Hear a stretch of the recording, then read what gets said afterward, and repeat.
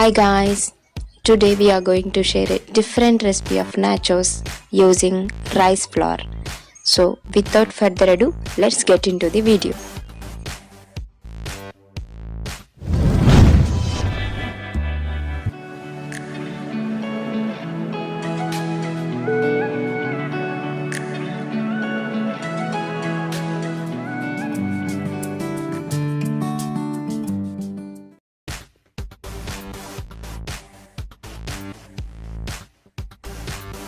First ఒక ప్యాన్లో 3/4 cup of water తీసుకోండి.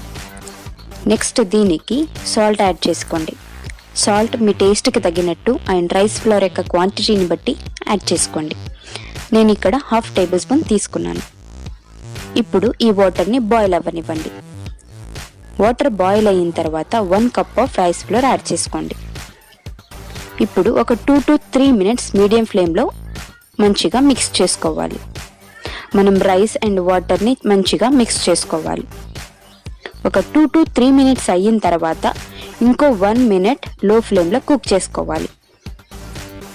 దాని తర్వాత ఫ్లేమ్ స్విచ్ ఆఫ్ చేసుకొని పక్కకి తీసుకోవాలి. ఇప్పుడు ఈ మిక్చర్ని మంచిగా చపాతీ పిండిలాగా మిక్స్ చేసుకోవాలి.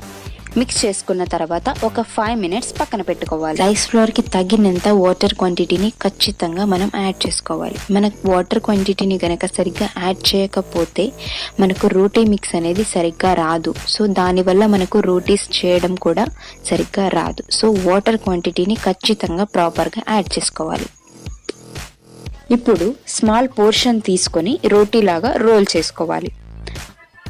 మనకి ఎడ్జెస్ అనేవి స్మూత్గా రాకపోయినా ప్రాబ్లం ఏమీ లేదు, ఎందుకంటే మనం ఎలాగో ఎడ్జెస్ అనేవి రిమూవ్ చేస్తాం కాబట్టి. ఇప్పుడు ఏదైనా కట్టర్ కానీ నైఫ్ కానీ తీసుకొని ఈ రోటీని ట్రయాంగిల్ షేప్లో కట్ చేసుకోవాలి.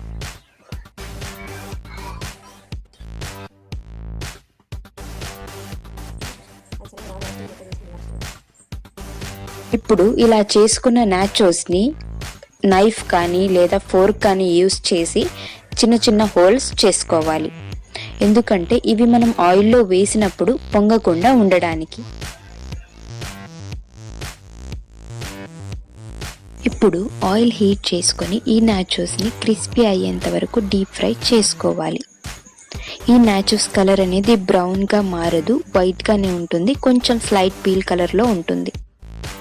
ఈ ప్రాసెస్లోనే రిమైనింగ్ నాచోస్ని కూడా చేసుకొని ఫ్రై చేసుకోండి. మనం ఈ నాచోస్లోకి నంచుకోవడానికి సాల్సా ప్రిపేర్ చేసుకుందాం.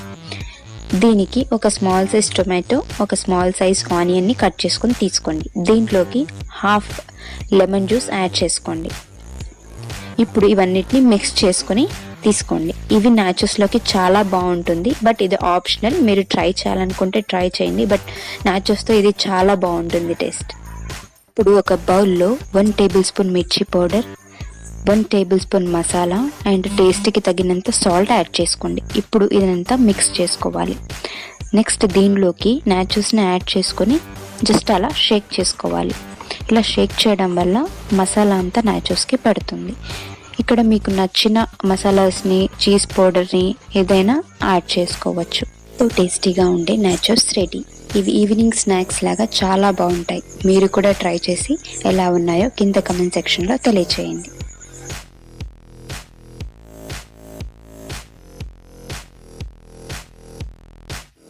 Thank you for watching. Don't forget to like, share and subscribe to Crazy Buttabommas.